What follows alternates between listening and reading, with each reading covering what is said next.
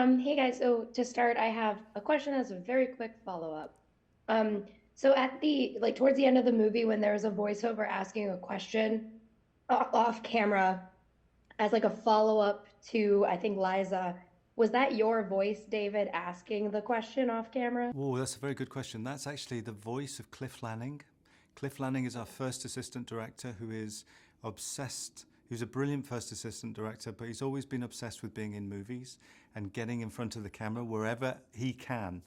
And so when he said, David, can I be the one, David, can I be the one who asks the questions? I said, Cliff, of course you can. So he was there, and he does a brilliant job, by the way. He's also in Harry Potter and the Order of the Phoenix, in a sort of photograph of all these wizardy people, and he still gets fan mail for that. So, As a serious black girly, right. that's great. And if you look closely in the film, there's a doctor who yes. plays guitar that also is the illustrious Cliff Lanning as well. Yes. He played many Well, roles. it's really interesting because I was just like, oh, that was such a moment where I was like, oh, right, it is one of those where I watch a lot of murder documentaries, and it is one of those where it's supposed to be like a documentary because I got so enraptured by like the story that was unfolding in the 2011 aspect of it that I Yes. almost like forgot, and that it was like the moment where I was like, oh, right, it's one of those where like the voice off camera asking the follow up really brought me back in. And so for you both, like having those moments where it does flash back to like the future and then like kind of like cluing each other in or cluing into like what happens after the fact, was it important to kind of like bring us back to like remembering like what we already kind of know about big pharma and know about these drugs rather than like lie to us as big pharma had done in 2011 and just start it there and go through the story without kind of the ending being in the beginning, as it were? If David, if you want to start. Yeah, we followed the sort of arc of it through because primarily, even more than the history of the opioid crisis, we were more intrigued by the sort of moral journey of Liza Drake. So her journey, which to us had a universal quality to it. So often we say, oh, this is a story about the opioid crisis. It's actually it could be set in any industry.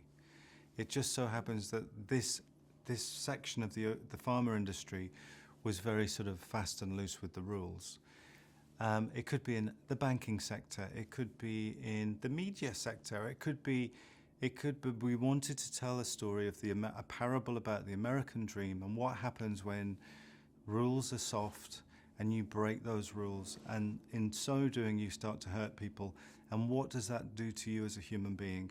And what are the consequences of that? So, rather than being, so sort of fastidious about where we are in the opioid crisis, it was really about that universal story, that fable of Liza Drake, the broken American dream, that I think excited us as much as all the opioid detail, which is quite interesting, but it's really about the story of Liza Drake.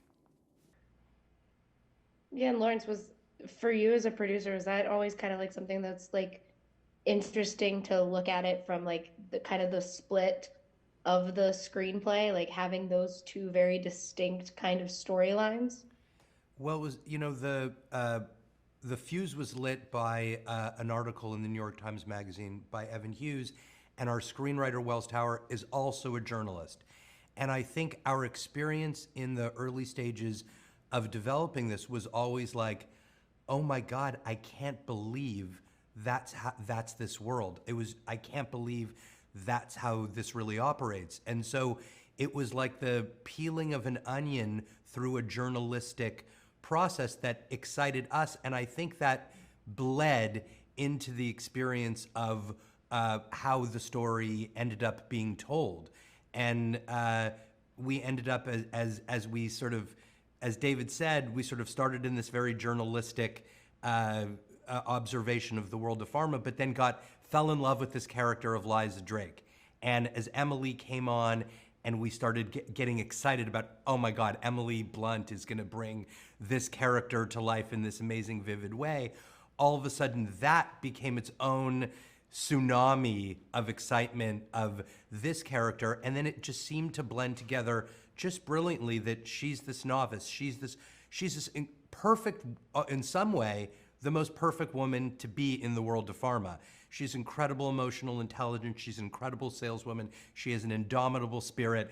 All the things that if you place that person in a purely capitalist situation, she's going to get very rich and very successful.